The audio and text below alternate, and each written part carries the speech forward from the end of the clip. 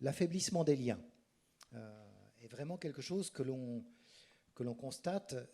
Et d'ailleurs, le pacte du pouvoir de vivre a travaillé avec Destin commun pour travailler sur une étude sur... vous savez que Destin commun fait des études sociologiques extrêmement intéressantes aussi sur l'état de la France, et là c'est une étude européenne sur les valeurs, et cette étude montre bien que, disons, la confiance dans la société, la confiance dans les autres est plus faible quand on a peu de liens et plus forte quand on a plus de liens. Donc tout ça, ça nous encourage, je dirais, à pousser, à faire en sorte que notre capacité à nous relier soit renforcée, y compris par les services présents sur le territoire, hein, qu'on évoquait, le médecin, le café, le service social ou la maison France Service. Tout ça, ça concourt à faire en sorte qu'on se relie les uns aux autres et que donc on a confiance les uns dans les autres. Et je pense que c'est très positif pour une société.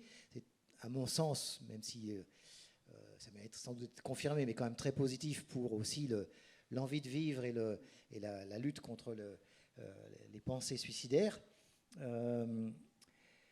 Nous constatons aussi, par ailleurs, que la société civile organisée, les institutions, les grandes associations, les syndicats sont à la peine dans leur recrutement.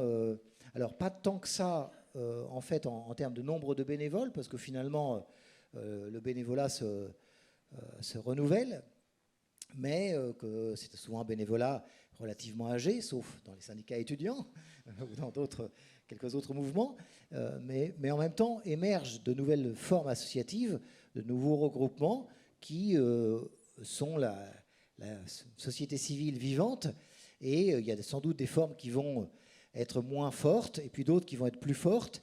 Et je crois que l'enjeu pour des regroupements comme le pacte du pouvoir de vivre, c'est justement d'être ouvert à ce qui naît, à ce qui évolue, et se nourrir à la fois de la capacité organisationnelle des mouvements plus âgés, souvent extrêmement utiles, mais aussi de la sève vivante des mouvements plus jeunes et des associations qui se créent dans de nouveaux territoires. Donc on essaye d'accueillir de nouvelles organisations. Le SS est extrêmement vivante actuellement, par exemple, et on a aujourd'hui une branche SS tout à fait formidable qui a rejoint le pacte du pouvoir de vivre. Alors tout ça, ça passe en partie par des relations humaines, et nous on est extrêmement favorables à l'importance de ces relations humaines, à une société juste mais aussi fraternelle, où le lien effectif et humain soit vraiment présent, mais ce n'est pas incompatible avec aussi ce qui naît par l'informatique et les médias sociaux. Et je dirais qu'heureusement qu'on a pu continuer à nous organiser par des visios. L'essentiel du travail que je vous ai décrit en 2020 et 2021, c'est quand même fait à partir de visio, hein.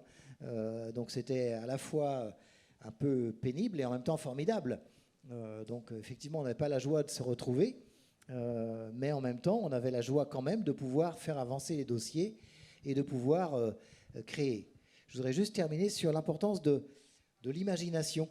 En fait, on vient de sortir avec la revue Projet, un numéro sur l'imagination au pouvoir. Je vous le conseille, allez le regarder, parce qu'il nous dit que dans ces périodes de crise, eh bien, un monde ancien meurt, mais un monde nouveau émerge, et qu'il faut pouvoir justement ouvrir notre imagination pour le faire advenir, ce nouveau monde. Et l'imagination, ce n'est pas quelque chose qui est simplement dans les rêves, c'est bien un outil politique aussi. Ouvrir notre imagination, non pas pour rêver l'impossible, mais pour rêver le possible qui n'est pas encore là.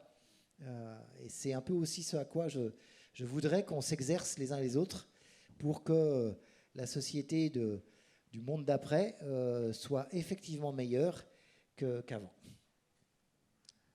Peut-être pour poursuivre la réflexion que vous nous proposez, Madame, je pense que ce que vous nous évoquez a plusieurs résonances, en fait. Il y a une résonance qui est, c'est quoi un lien social?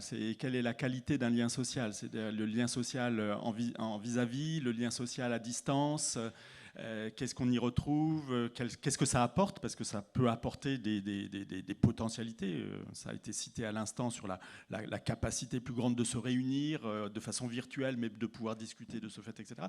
Mais aussi peut-être des difficultés de compréhension. Et dans le champ de l'enseignement où je suis, voilà, quand on passe beaucoup de temps à faire de l'enseignement à distance, ça a aussi ses limites. Donc il y a la qualité du lien que me semble-t-il vous soulevez. Et puis il y a un autre élément, me semble-t-il, que vous soulevez, parce que il me semble que vous faites écho au fait que des individus, des personnes recherchent un service, mais au travers des réseaux sociaux maintenant, ou au travers des outils qui sont mis à notre disposition. Et là, j'ai presque envie de dire que dans ce que vous avez appelé l'autonomie, moi je le voyais plutôt sur l'injonction débrouille-toi. Ça peut être ça aussi, la mise à disposition d'outils en ligne, etc. C'est débrouillez-vous. Sachant que quand même, il me semble avoir vu quelques données sur le fait que quand on parle des outils numériques à distance, etc., des réseaux sociaux, il y a 14% de la population française qui n'y a pas accès, et qu'il y en a certainement un nombre non négligeable aussi qui n'est pas à l'aise avec ces outils-là, même s'il y a un accès. Et donc, quand on parle de participation du public ou de participation citoyenne, exclure d'emblée 20% de la population, en termes de démocratie, c'est un peu léger, si vous voulez. Donc, je reviens juste sur le fait que dans l'exemple, me semble-t-il, que vous nous avez proposé, il y a quel est finalement le service qu'on peut proposer au travers de ces outils et quelle est la dégradation du service que parfois cela entraîne. Et ça, c'est un sujet aussi important.